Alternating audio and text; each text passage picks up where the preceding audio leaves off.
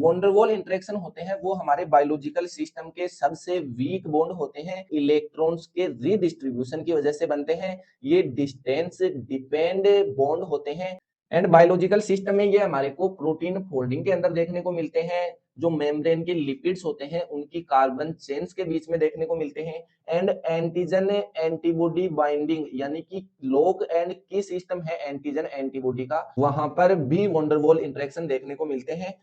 बात करें इनकी तो ये सबसे वीक बॉन्ड होते हैं, इनकी रेंज होती है short and electrostatic attraction force काम करते हैं एंड ये बनते हैं अनचार्ज्ड मॉलिक्यूल्स के बीच में, यूनिवर्सल होते हैं यानी कि ये नॉन पोलर एंड पोलर किन्हीं भी एटम्स के बीच में बन जाते हैं। लगभग सभी एटम्स के बीच में वंडरवॉल इंटरेक्शन होता है। इसका ओरिजिन क्या होता है कि कुछ सेकंड के लिए जो ऑर्बिट्स के अंदर इलेक्ट्रॉन रन करते रहते हैं, वो इलेक्ट्रॉन्स दो एटम के न्यूक्लियस के सेंटर में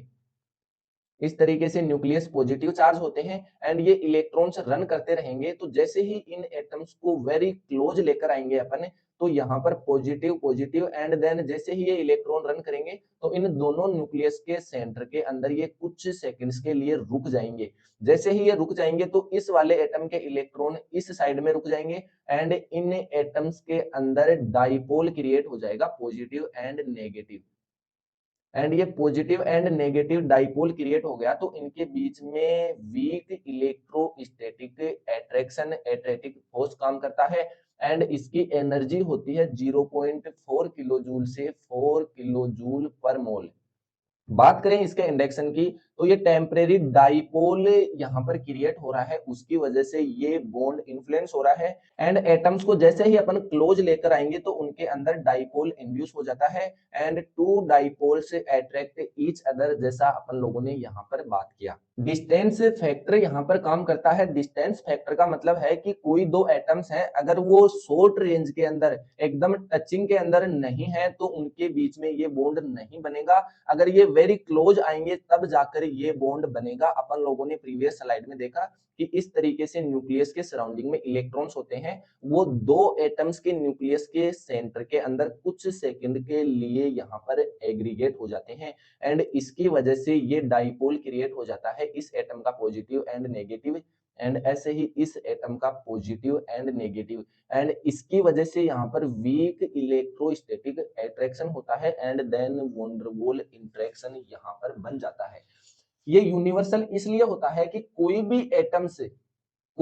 एटम्स अगर वेरी क्लोज डिस्टेंस में है तो ये इनके बीच में डाइपोल क्रिएट हो जाता है एंड इस डाइपोल की वजह से ही यहाँ पर यह बॉन्ड बनता है, इसलिए ये यूनिवर्स होता है। ये यूनिवर्स के किसी भी एटम्स के बीच में बन सकता है, भले ही वो नॉन पोलर है या फिर पोलर है।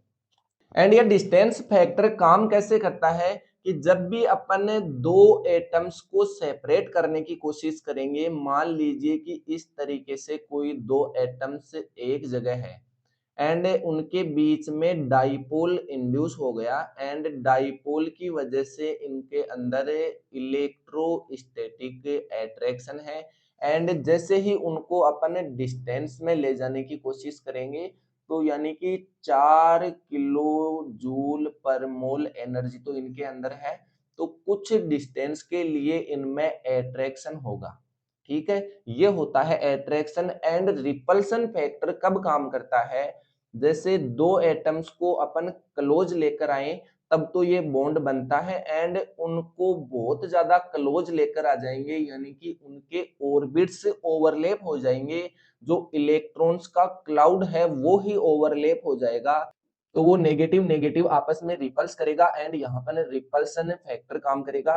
की टेकअवे की बात करें तो वंडरवॉल फोर्स जो है वो काम करते हैं एटम से टचिंग में होंगे लेकिन नॉट क्रैशिंग होंगे, यानी कि उनके ऑर्बिट्स ओवरलैप नहीं करने चाहिए, ओनली टचिंग में होने चाहिए। जैसे अपन लोग मान लीजिए कि यहाँ पर ये कोई दो एटम्स हैं, इनके बीच में नॉन पोलर और पोलर किसी भी तरीके का अट्रैक्शन नहीं है, कोई बॉन्ड नहीं है एंड ये अनचार्ज्ड मॉलिक्यूल है, तो जैसे ही अपन इनको नजदीक लेकर आएंगे तो इनके जो एटम्स हैं उन एटम्स के बीच में डाइपोल क्रिएट हो जाता है एंड उस डाइपोल की वजह से एक हल्का सा 0.4 से लेकर 4 किलो जूल पर मोल एनर्जी वाला बॉन्ड बनता है इलेक्ट्रोस्टैटिक अट्रैक्शन डाइपोल की वजह से, एंड उसी बॉन्ड को अपन बोलते हैं van der Waals interaction. And वो किसी भी मॉलिक्यूल्स के बीच में बन रहा है, जैसे इन दो के बीच में भी बन सकता है, और भी जो मॉलिक्यूल्स हैं भले वो पोलर हैं या फिर नॉन पोलर हैं, तो उनके बीच में भी वो बॉन्ड बन सकता है। एंड कॉम्प्लीमेंट्री शेप, यानी कि कोई एंजाइम है इस तरीके का, एंड किसी ड्रग के मॉलिक्यूल से अपन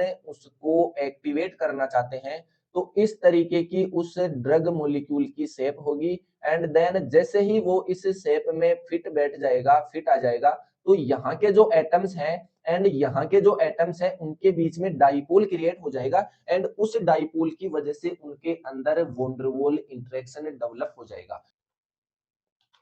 एंड फिर इसके बायोलॉजिकल सिग्निफिकेंस की बात करें तो प्रोटीन पैकेजिंग के अंदर कोई प्रोटीन फोल्ड होता है, तो वो क्या करता है, नॉन पोलर जो एमिनो एसिड होते हैं वो उस प्रोटीन की कोर में होते हैं, क्योंकि सराउंडिंग के अंदर एक्वस एनवायरनमेंट है, सोल्यूबल एनवायरनमेंट है, और उसकी वजह से जितने भी हाइड्रोफोबिक एमिनो एसिड होंगे वो उस प्रोटीन की कोर के अंदर छुप जाते हैं। एंड जैसे ही हाइड्रोफोबिक इंटरेक्शन होगा उनके अंदर, एंड देन वो एमिनो एसिड के एटम्स एक दूसरे के क्लोज आएंगे, तो उनके अंदर डाइपोल क्रिएट हो जाता है, एंड उसकी वजह से टाइटली ये प्रोटीन पैक हो जाता है, फोल्ड हो जाता है। या फिर बात करें कि कई प्रोटीन्स ऐसी होती हैं जिनके अंदर एक से ज्यादा एमिनो एसिड की चेन्स होती हैं, एंड देन वो फोल्ड होती हैं, तो उनके जो एटम्स है उन एटम्स के बीच में भी जैसे ही वो एटम्स कांटेक्ट में आएंगे तो उनके बीच में वॉन डेर वाल इंटरेक्शन हो जाएगा डाइपोल की वजह से। तो इस तरीके से अगर कोई प्रोटीन फोल्ड हो रहा है तो पहले उसके अंदर हाइड्रोफोबिक इंटरेक्शन की वजह से जितने भी हाइड्रोफोबिक एमिनो एसिड हैं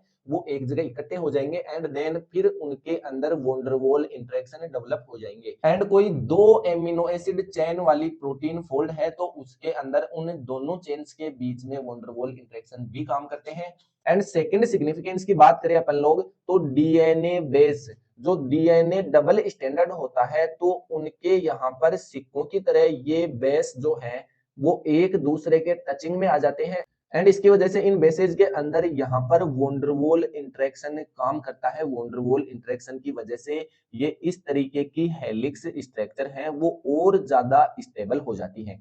एंड फिर बात करते हैं लॉग एंड की सिस्टम। अपन लोगों ने बात की कि एंटीबॉडी एंड एंटीजन, किसी भी स्पेसिफिक एंटीजन की स्पेसिफिक एंटीबॉडी होती है, एंड वो एंटीबॉडी उसी एंटीजन से बाइंड क्यों होती है, उसकी कॉम्प्लीमेंट्री स्ट्रक्चर होती है, एंड जैसे ही वो उस स्ट्रक्चर में फिट आता है तो उनके अंदर थाउजेंड ऑफ एटम्स होते हैं, उन एटम्स के बीच में डाइपोल क्रिएट हो जाता है, एंड उस डाइपोल की वजह से यहाँ पर van der Waals interaction develop हो जाते हैं, तो उनके बीच में बॉन्डिंग और ज्यादा हो जाती है। एंड देन बात करते हैं अपन इस समरी टेबल की। इस समरी टेबल से आप लोगों के इस वॉन डेर वाल इंटरेक्शन को विद इन 1 मिनट के अंदर रिवाइज कर सकते हैं, यानी कि इलेक्ट्रॉन से क्लाउड है उसके रीडिस्ट्रीब्यूशन की वजह से यहाँ पर वॉन डेर वाल इंटरेक्शन बनते हैं। ये वेरी वीक होते हैं, यानी कि 0.4 से 4 किलो जूल पर मोल इनकी एनर्जी होती है। रेंज की बात करें तो ये शॉर्ट रेंज यानी कि डिस्टेंस डिपेंड इंटरेक्शन है,